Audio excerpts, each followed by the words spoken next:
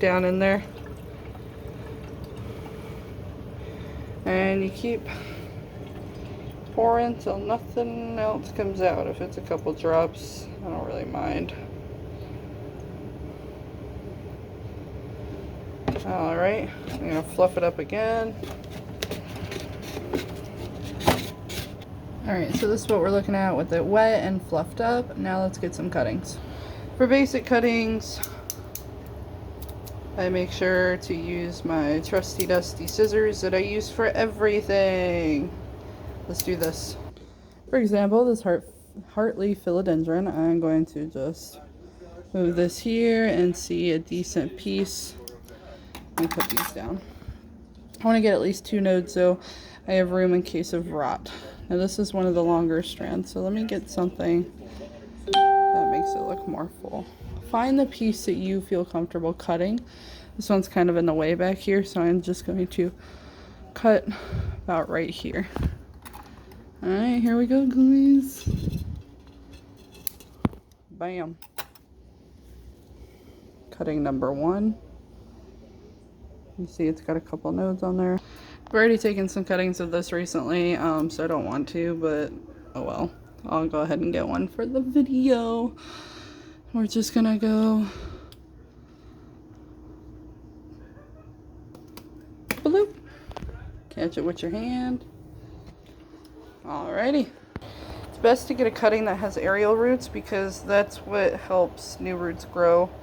So if they have this little nub, it's better, but if not, it's okay. And I literally just kind of wiggle it down in there. Make sure that the first node is covered. And if it won't wiggle, because sometimes it's kind of like twined together, I get the scissors and I just make a little hole like this so that it's got room for now.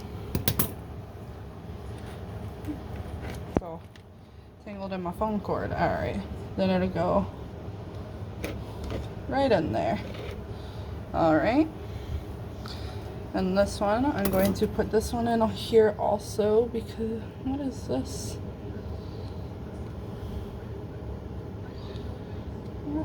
This is going to be something else, so I'm going to look into and see what the heck this is. Alright, so I'm going to just over here make another little hole and stick this baby in there. Now you don't want it to be too packed full. I mean, this is probably a little wild anyway, but you don't want it to be too pushed against it, but you also want to make sure that it can somewhat stay moist so that it's getting wet. Don't pack more sogging wet moss on here. Let me show you this. There's like no water here. Okay, you want like no water at the bottom, and just try to keep the moss moist. And let's see how this goes in 2 weeks.